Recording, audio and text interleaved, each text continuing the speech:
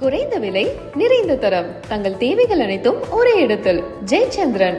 This summer, meet the magical mermaid at VGP Marine Kingdom from April 12th till May 31st, 2024. அகிலத்தை ஆளும் உழைப்பின் உறுதியை என்றும் வணங்கும் அக்னி.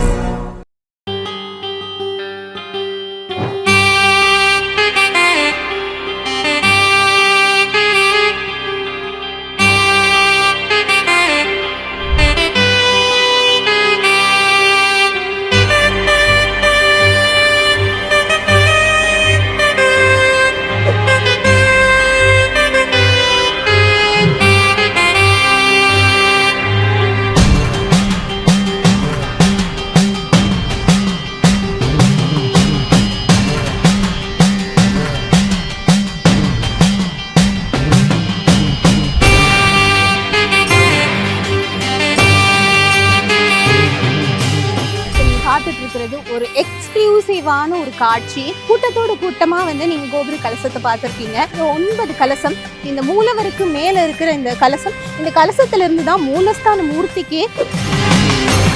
இங்க வேண்டியவர்களுக்கு கேட்ட வரம் தரும் முருகன். குழந்தை வரம் கேட்டாலும் சரி. எத்தனையோ பேர் கல்யாணம் முடியல அப்படின்னாங்க. நாங்க வாங்க அம்பத்தூர்ல முருகன் கோயில்ல மாலையை வாங்கி கொடுங்க, மாலை எடுத்து தர்றோம்னு சொன்னோம். முடிஞ்சு உடனே அடுத்த வருஷம் மாலையோட அவங்க இது பண்ணியிருக்காங்க. ரொம்ப விசேஷமான கோயில்.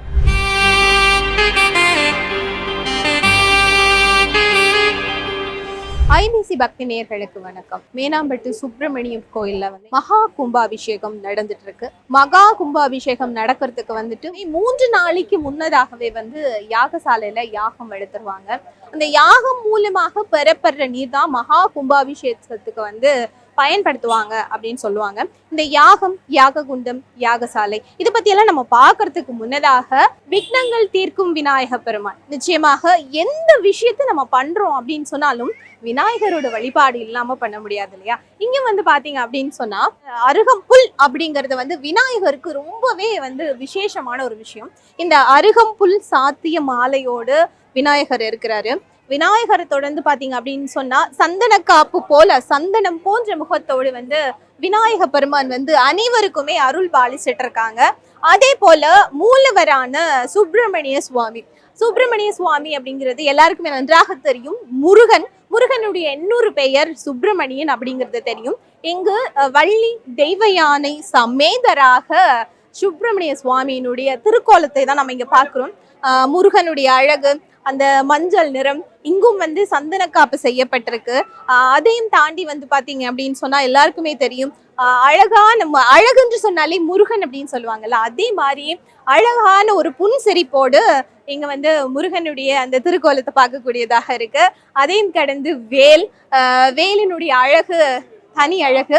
இந்த பக்கம் கொடி, அதுவும் ரொம்பவே அழகாக இருக்கு. இந்த முருகன் வள்ளி தெய்வ யானை சமேதராக இந்த யாகசாலைக்கு முன்னதாக காட்சி அளிச்சிட்டு இருக்காரு. அந்த திருக்கோலம் தான் பாக்குறோம். இந்த திருக்கோலத்தை பாக்குறதுக்கே கோடி புண்ணியம் செஞ்சிருக்கணும் அப்படின்னு தான் சொல்லணும். ஏன்னு சொன்னா இந்த இடத்துல இந்த முருகன் கோயில்ல தற்போதுதான் கும்பாபிஷேகம் நடந்திருக்கு. இந்த கும்பாபிஷேகம் அப்படின்னு சொன்னாலும் நான் ஆரம்பத்துல சொன்னது போல யாகசாலை அப்படின்றது ரொம்பவே முக்கியமா இருக்கு. நம்ம இப்ப இங்க பார்த்துட்டு இருக்கோம், இதுதான் யாகசாலை. இந்த யாகசாலையை எடுத்துக்கிட்டோம் அப்படின்னு சொன்னா ஒரு ஆலயத்துல எத்தனை வகையான தெய்வங்கள் இருக்கிறாங்களோ அத்தனை தெய்வங்களுக்கும் தனித்தனியா ஒரு யாகசாலை அமைப்பாங்களாம். அந்த யாகசாலைக்கு முன்னாடி நாங்க பார்த்தோம் அப்படின்னு சொன்னா ஓமகுண்டம் இருக்கும். ஒவ்வொரு கடவுளுக்கும் அந்த வடிவத்துல ஓமகுண்டம் இருக்கும். ஓமகுண்டத்தை பார்த்தோம்னா ஒரு வட்ட வடிவுல இருக்கு, அதே நேரத்துல சதுர வடிவுல இருக்கிற ஓமகுண்டங்களை நாங்க பாக்குறோம். அதே போல பாத்தீங்கன்னா அருகோண வடிவுல இருக்கிற ஓமகுண்டங்களை பார்க்கிறோம். அந்தந்த கடவுளருக்கு ஏத்த வகையில இந்த ஓமகுண்டங்கள் அமைக்கப்பட்டிருக்கு. இந்த ஓமகுண்டங்கள்ல ஒரு 3 நாட்கள் ஓமம் விளப்பாங்க. ஓமம் விளக்குறது உங்களுக்கு தெரியும். பல விதமான திரவியங்களை போட்டு கடவுளுக்கு ஆகுதியாக்கி பல விஷயங்கள், அதாவது நெய் சொரிந்து இப்படி நிறைய விஷயங்கள் எல்லாம் ஓமகுண்டத்துல போட்டு இந்த ஓமகுண்டத்துல இருந்து ஒரு கலசத்துக்கு சக்தி கொடுக்கப்படும் அப்படின்னு சொல்றாங்க. அதுதான் ஐதீகம். அதாவது ஓமகுண்டத்துல இருக்கிற சக்தி கலசத்துக்கு எப்படி கொடுக்குறாங்கன்னா, ஓமகுண்டத்துக்கு முன்னாடி ஒரு நூல் கட்டி கலசத்தோட அந்த நூலை இழைச்சிருவாங்களாம். ஸோ ஓமகுண்டத்துல இருக்கிற சக்தியானது அந்த நூல் வழியாக கலசத்தை நோக்கி செல்லும். கலசத்துல நிறைய, அது ஒரு நிறை குடம், அதுல நிறைய தண்ணீர் இருக்கும். தண்ணீருக்கு எப்பவுமே நம்மளுக்கு தெரியும் பாசிட்டிவா வந்து நிறைய விஷயங்களை வந்து அப்சர்வ் பண்றதுக்கான விஷயங்கள் இருக்கு. இந்த யாகசாலையிலே வந்து பாத்தீங்கன்னு சொன்னா தனித்தனி தெய்வங்களுக்கான யாகசாலை இருக்கு. அந்த தனித்தனி தெய்வங்களுக்கு தனித்தனி கலசம். அந்த தனித்தனி கலசம் ஒவ்வொரு பரிவார தெய்வங்கள் மூலவர் முதற்கொண்டு பரிவார தெய்வங்கள் வரைக்குமே வந்து அந்த கலசத்துல இருக்கிற நீர் கொண்டு போய் அபிஷேகம் செய்யப்படுது. இதுதான் 12 வருடங்களுக்கு ஒரு முறை நடக்கிற மகா கும்பாபிஷேகத்துக்கான அந்த புனித நீர் அப்படின்னு சொல்லப்படுது. இன்னைக்கு நம்ம அருள்மிகு வள்ளி தேவசேனா சமேத ஸ்ரீ பாலசுப்ரமணிய சுவாமி திருக்கோயிலோட கும்பாபிஷேகத்துக்கு வந்திருக்கோம். இந்த கோயிலோட நிர்வாக குழு உறுப்பினர்கள், பக்தர்கள், இவங்க வாழ்க்கையில் நடந்த அற்புதங்கள் பற்றியும் ஸ்தல வரலாறு பற்றியும் நம்ம கேட்டு தெரிஞ்சுக்கலாம் வாங்க. இந்த கோயிலோட நிர்வாக குழு தலைவர் நம்ம கூட இருக்காங்க. இப்போ இந்த கோயிலோட வரலாறு பற்றியும் அவரோட பர்சனலாக அந்த முருகன் பற்றின அனுபவம் பற்றி நம்ம அவர்கிட்ட கேட்டு தெரிஞ்சுக்கலாம். மகேஸ்வர பூஜை பரிபாலன சபை என்பது 51 ஆண்டுகளுக்கு முன்பு பெரியோர்களால், நகரத்தார் பெரியோர்களால் ஆரம்பிக்கப்பட்ட ஒன்று.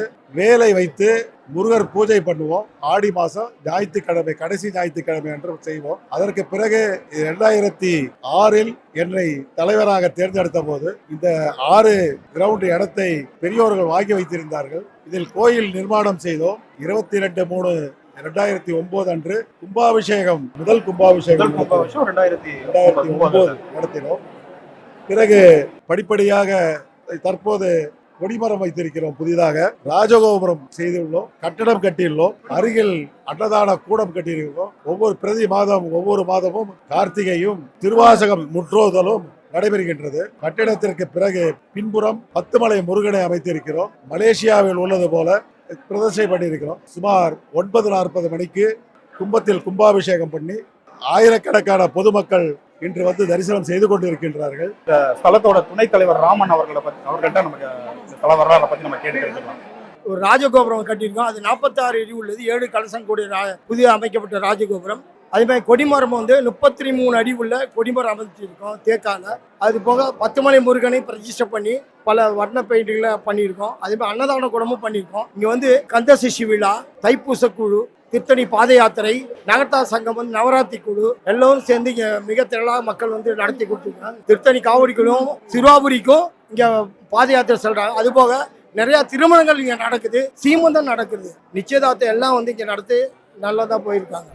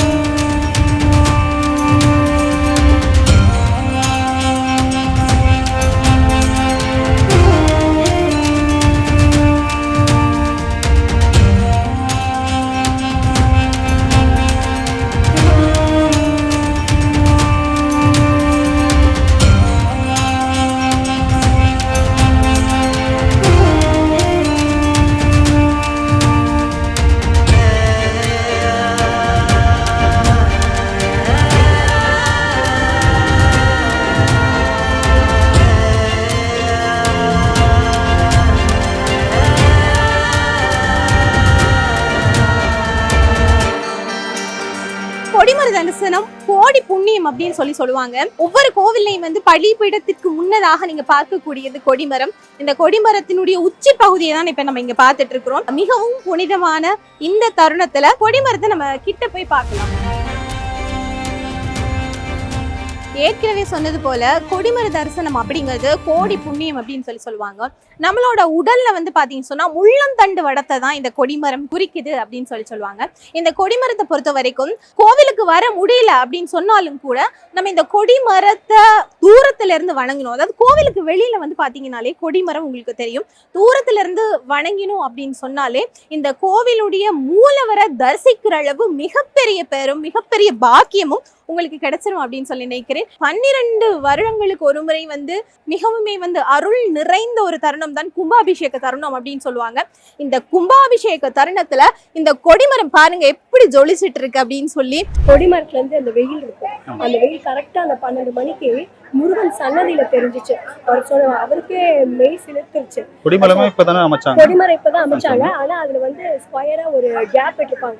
அந்த கேப்ல இருந்து வர வெயில் கரெக்டா கீழே பட்டு அது எதிரொலி வந்து முருகன் சன்னதியில பாதத்துல படுது. அது ஐயரை வந்து எங்களெல்லாம் கூப்பிட்டு நீங்க எல்லாம் வந்து பாருங்க, உங்களோட முருகன் ஒரு அற்புதத்தை வந்து பாருங்கன்னு காமிச்சாங்க. எங்க எல்லாருக்குமே ரொம்ப மெய்சிருந்து எல்லாரும் அரோகரா அரோகரானோ. இது வந்து நீங்க இந்த கோயிலுக்கு வந்தா கண்டிப்பா எல்லாருமே அந்த வெயில் டைம்ல வந்து பாருங்க எங்க முருகன் அற்புதத்தை.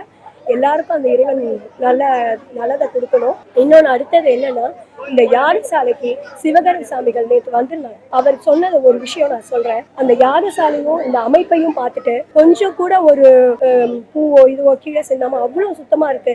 நம்ம இமயமலையில வந்து பார்த்த மாதிரி இருந்துச்சு. அவ்வளவு அற்புதமா இருந்தது. இந்த யாகசாலையோட அமைப்பே ரொம்ப அற்புதம். இந்த கோயில்ல இவ்வளவு பிரம்மாண்டமாக நீங்க செஞ்சிருக்கீங்க. இமயமலைக்கு போயிட்டு வந்த திருப்தி இருந்தது எனக்கு சொன்னாரு. 23 மாதங்களாக முற்றோதல் நடந்துட்டு இருக்கு. இந்த முற்றோதல வர பக்தர்கள் சொல்றது எல்லாமே, இந்த முற்றோதல ஒரு தடவை கலந்துட்டு நம்ம மனசார முருகனை பிரார்த்திக்கும் போது எங்களுக்கு அடுத்த முற்றோதல் வர்றதுக்குள்ள அது நிறைவேறிடுது. அதனாலதான் நாங்க திருப்பி வந்துட்டே இருக்கோம். முற்றோதலுக்கு அவ்வளோ பேர் எங்க இருந்தோலாம் வராங்க. கேட்டா இதைதான் சொல்லுவாங்க, நாங்க இந்த முற்றோதல கலந்துட்டு அடுத்து வருது. அது மாதிரி இப்ப அடுத்த ஆப்ல எங்களுக்கு கும்பாபிஷேகம் முடிஞ்சோன்னா 25வது முற்றோதல் வருது.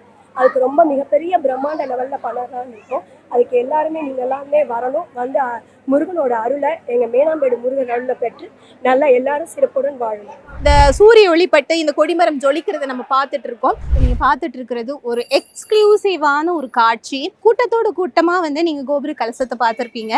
இங்க 9 கலசம். இந்த மூலவருக்கு மேல இருக்கிற இந்த கலசம், இந்த கலசத்துல இருந்து தான் மூலஸ்தான மூர்த்திக்கே சக்தி போய் சேருது ஐதீகம் அப்படின்னு கூட சொல்லுவாங்க. பொதுவாகவே கோபுர கலசத்துக்குள்ள என்ன இருக்கும் அப்படின்னு சொல்லி நிறைய பேருக்கு நிறைய சந்தேகங்கள் இருக்கும். கோபுர கலசத்தை பொறுத்த வரைக்குமே வந்து விதை நெற்கள், அதாவது இந்த யாக குண்டத்துல மிகவும் அருளாக உருவேற்றப்பட்ட விதை நெற்கள் உள்ளே வைக்கப்பட்டிருக்கும். ஊர்ல பஞ்சம், அதாவது அந்த காலகட்டங்களில் வந்து ஒரு சிற்றரசர்கள் தான் ஒரு ஊரை ஆளுவாங்க. கோயிலில்லா ஊரில் குடியிருக்க வேண்டாம்னு ஔவை பாட்டியாருமே சொல்லியிருக்காங்க. அப்படிப்பட்ட அந்த கோவிலுக்குள்ள என்ன விசேஷம் இருக்கு அப்படின்னு சொன்னா, ஒரு ஊர்ல வந்து பஞ்சம் ஏற்பட்டுச்சுண்டா அந்த பஞ்சத்துக்கு போக்குறதுக்கான விதை நெற்கள் எல்லாமே வந்து இந்த கலசத்துக்குள்ள இருக்கும் அப்படின்னு சொல்லுவாங்க. இப்பயும் முருகருக்காகவே வந்து அர்ப்பணிக்கப்பட்ட பல விதை நெற்கள், விதை தானியங்கள் எல்லாமே இந்த கலசத்துக்குள்ள இருக்கு. இந்த கலசத்தை பார்க்குற உங்களுக்கு எவ்வளவு கோடி புண்ணியமாக இருக்க வேணும் அப்படிங்கிறது இதுவும் ஒரு வகையில ஆண்டவன் அருள் தான். இந்த இடத்துல நம்மளை உட்கார வச்சிருக்கிறதும் இந்த பிரபஞ்சத்தோட சக்தி தான் அப்படின்னு சொல்லணும். கோவில் வந்து பார்த்தீர்களா, கோபுரத்துல இருந்து கலசம் அப்படிங்கிறது ரொம்பவே உயரமா இருக்கணும் அப்படிங்கிறது ஒரு மரபாகவே இருந்திருக்கு. ஏன் அப்படின்னு சொன்னா, இதுக்கு ஒரு விஞ்ஞான ரீதியான ஒரு மிகப்பெரிய காரணமும் இருக்கு. அதாவது கோயில் கலசங்கள் எல்லாம் இடிதாங்கியாக செயல்படுது. பெரிய பெரிய கட்டிடத்துல எல்லாம் நீங்க பாத்தீங்க அப்படின்னு சொன்னா, இப்படி ஒரு 3 கொம்பு, ஒரு திருச்சூலம் மாதிரி ஒரு பெரிய ஒரு கம்பி ஒன்று வச்சிருப்பாங்க இல்லையா, அதே மாதிரி தான் இந்த ஊர்களுக்கெல்லாம் இடிதாங்கியாக செயல்படுவது தான் இந்த கோவிலோட கலசம் அப்படின்னு சொல்லுவாங்க. இடி அப்படிங்கிறத கடந்து மின்னல்ல இருந்து வர்ற எலக்ட்ரிக், அதாவது ரொம்பவே அதிகமான மின் சக்தி எல்லாத்தையுமே வந்து இந்த கலசங்கள் தாங்கக்கூடிய சக்தி பெற்றதா இருக்கு. இவ்வளவு தூரம் மிகவுமே சக்தி வாய்ந்தது தான் இந்த கோவிலினுடைய மூலவருக்கு மேல இருக்கிற இந்த 9 கலசங்களும் அப்படின்னு சொல்லலாம்.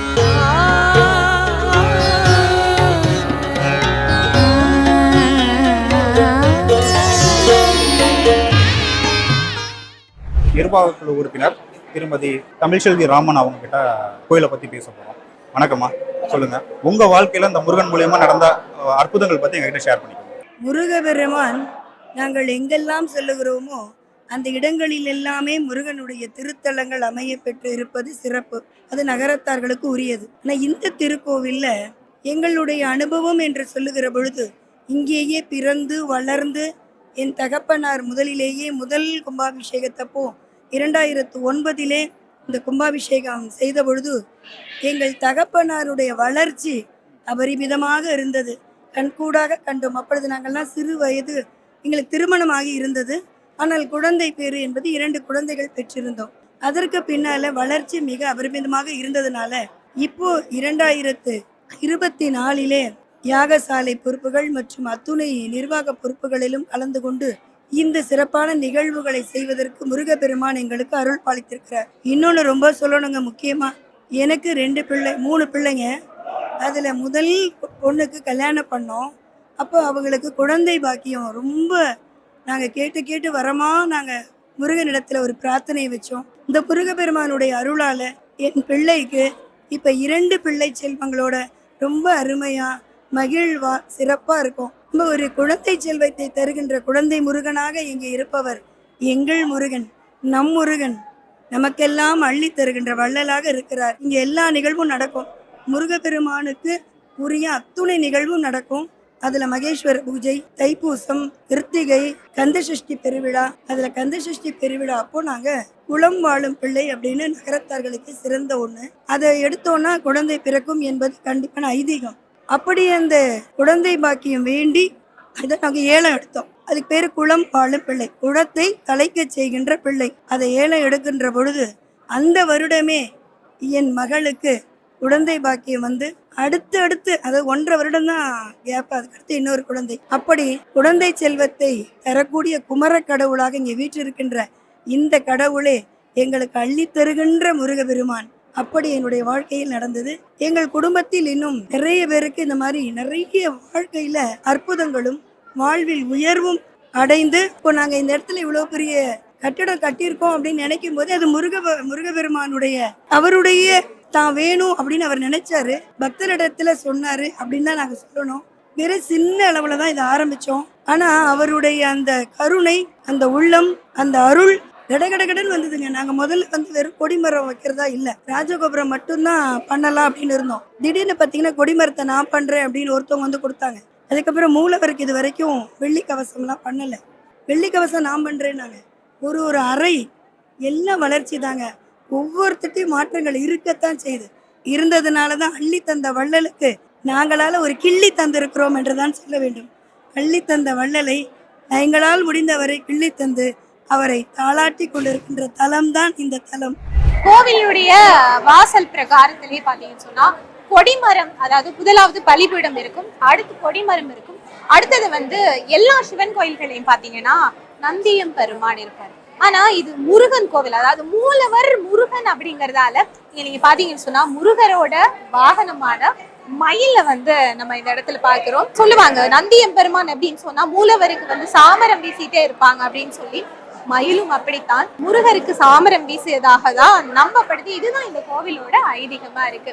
தெய்வானை வள்ளி சமேதரா இருக்கிற இந்த சுப்பிரமணிய சுவாமியுடைய மூலவர் வந்து பாத்தீங்க அப்படின்னு சொன்னா நீங்களே வந்து பாருங்க. இங்க வந்து என்ன ஒரு விஷயம் சொல்லப்படுது அப்படின்னு சொன்னா, ஆதி காலத்துல வந்து இவர்கள் வேலை வைத்து வழங்கியதாகவும், அந்த வேலுக்கு வந்து ஆடி மாதத்தில் வந்து மகேஸ்வர பூசை அன்றைக்கு எல்லாருக்கும் அன்னதானம் செய்து வந்ததாகவும், முதலாக நிறுவியவருக்கு வந்து அந்த அன்னதானம் செய்ய முடியாத ஒரு சூழல் ஏற்பட்டதன் காரணமாக ஊரில் இருப்பவர்கள் எல்லாருமே வந்து இந்த வேலையும் பெற்றுக்கொண்டு அந்த கோவிலையும் உருவாக்கி அதுக்கு பிறகு இந்த இடத்துல வந்து கோயில் கட்டி இருக்கிறாங்க அப்படின்னு சொல்லுவாங்க. இந்த மூலவரை சுற்றியும் மிகவும் அதிசயமான சில விஷயங்கள் இருக்கு. இந்த முருகரை பாத்தீங்க அப்படின்னு சொன்னா தெய்வ யானை வள்ளி சமேதரா காட்சி தந்து கொண்டிருக்கிறார். மூலவர் கண்டு நீங்களும் வந்து அருளை கற்றுக்கொள்ளும்.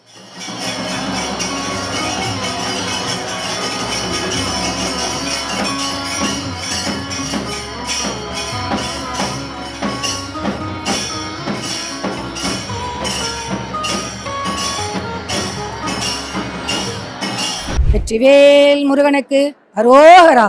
என்னுடைய பேர் வள்ளி பழனியப்பன். அம்பத்தூர் நகரத்தா சங்கத்தின் மகளிர் அணி தலைவியாக இருக்கிறேன். மகேஸ்வர பூஜையின் உறுப்பினராகவும் இருக்கிறோம். இந்த ஆலயம் 1974 முருகனிடக்கும் வேலை வைத்து பூசை அண்ணாமலை என்பவரால் வேல் பூஜை செய்து மகேஸ்வர பூஜை தொடங்கப்பட்டது. முதல் கும்பாபிஷேகம் 2009ஆம் ஆண்டு நடைபெற்றது. இப்பொழுது கொடிமரம் புதியதாக நிறுவப்பட்டு ராஜகோபுரம் புதியதாக கட்டப்பட்டு வள்ளி தேவசேனா முருகரும் பிள்ளையார், விஷ்ணு, துர்கை, தட்சிணாமூர்த்தி ஆகிய தெய்வங்களோடு சேர்ந்து இன்று இந்த கும்பாபிஷேகம் மிகச் சிறப்பான முறையில் நடைபெற்றுக் கொண்டிருக்கிறது. இந்த 1974 ஆரம்பிக்கப்பட்டது. 50 ஆண்டுகள் மகேஸ்வர பூஜை கண்ட வேல் நம்முடைய ஆலயத்தில் இருப்பது பெருமை. இந்த கோவில்ல வந்து என்ன மாதிரி சிறப்பு பூஜைகள்லாம் இங்க செய்யப்படுது? தைப்பூசம், சஷ்டி, வைகாசி விசாகம், மாசி மகம், 36 முறை சஷ்டி பாராயணம், எல்லா காவடியை எங்கெல்லாம் எடுக்கிறார்களோ அத்துணை காவடி அன்பர்களும் இங்கிருந்துதான் காவடி எடுத்து செல்வார்கள்.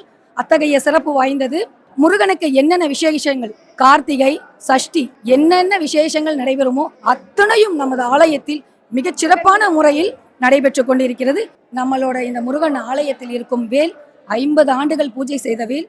நாம் என்ன நினைத்து இந்த ஆலயத்திற்கு வந்து 6 வாரம் எலுமிச்சை பழம் முருகனுடைய வேலுக்கு சமர்ப்பித்தோமே ஆனால் கண்டிப்பாக அது நடக்கும். எனக்கு நிறைய விஷயங்கள் நடந்துள்ளது. என் மகனுக்கு வேலை வாய்ப்பு, நாங்கள் வீடு கட்டியது போன்று மிக நல்ல நல்ல விஷயங்கள், நாம் என்ன நல்ல நினைவுகள் எதை வேண்டுகிறோமோ அதை கண்டிப்பாக இந்த முருகப்பெருமான் செய்து தருவார் என்பதில் எந்த ஐயமும் இல்லை. மூலவரை சுத்தி நீங்க பாத்தீங்க அப்படின்னு சொன்னா முருகனுடைய அறுபடை வீடுகளையும் கொண்டதாக இருக்கும். அறுபடை வீடுகளுக்கும் இருக்கிற சக்தி இந்த மூலவருக்கு இருக்கு அப்படிங்கிறத சொல்லாம சொல்லிட்டு இருக்காங்க. திருப்பரங்குன்றத்துல இருக்கிற சுவாமி எப்படி வந்துட்டு அருள் பாலிச்சுட்டு இருக்காரு அப்படிங்கிறத நீங்களே பாத்தீங்க. எப்பவும் வந்து தெற்கு திசையில வந்து தட்சிணாமூர்த்தி இருப்பாரு. இங்கேயும் வந்து தென் திசை கடவுளான குருவான தட்சிணாமூர்த்தியினுடைய சொரூபம் இங்கு வந்து அருள் பாலித்து கொண்டிருக்கு. அந்த காட்சிகளையும் அந்த சொரூபத்தையும் தான் நீங்க பார்க்கிறீங்க.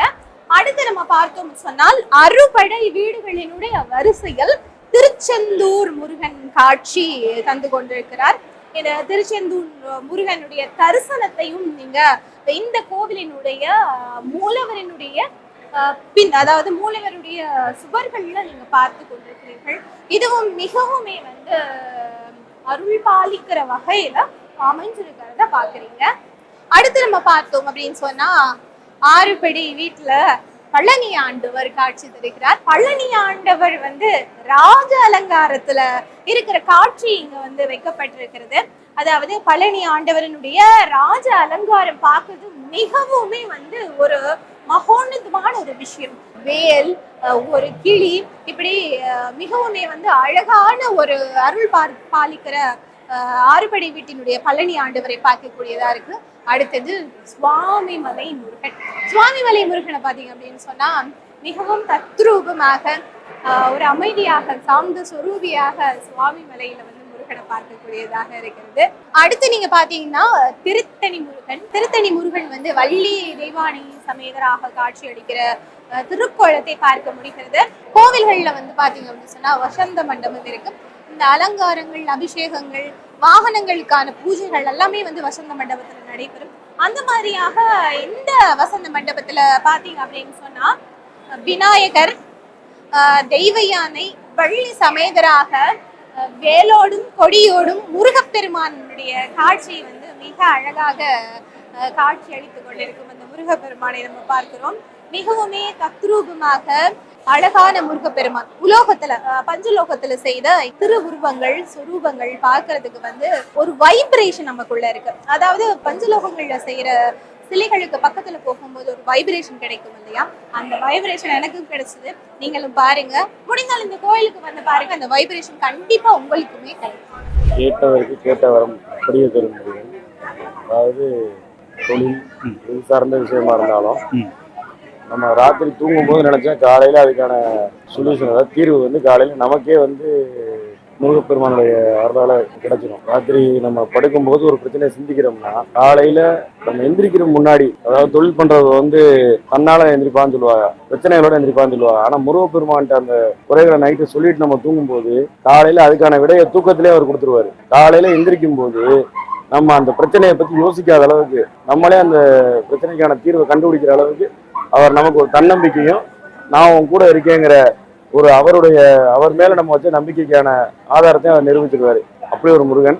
ஒரு திருவிழா 2 திருவிழா நடக்கிற கோயில்கள் இருக்கு, முக்கியமான திருவிழா தான். ஆனா இங்க நம்ம கோயிலை பொறுத்த வரைக்கும் பங்குனி தை மாசம் தைப்பூசம், அடுத்த மாசி மகம் பங்குனி உத்தரம், அதாவது ஆடி மகேஸ்வர பூசை, எவ்ரி மந்த், அதாவது மாதம் கிருத்திகை அப்படின்னு எத்தனை விசேஷம் வச்சாலும் அத்தனை விசேஷத்துக்கும் கொஞ்சம் கூட குறையாத அளவு கூட்டம் கூடிக்கிட்டே இருக்கும்.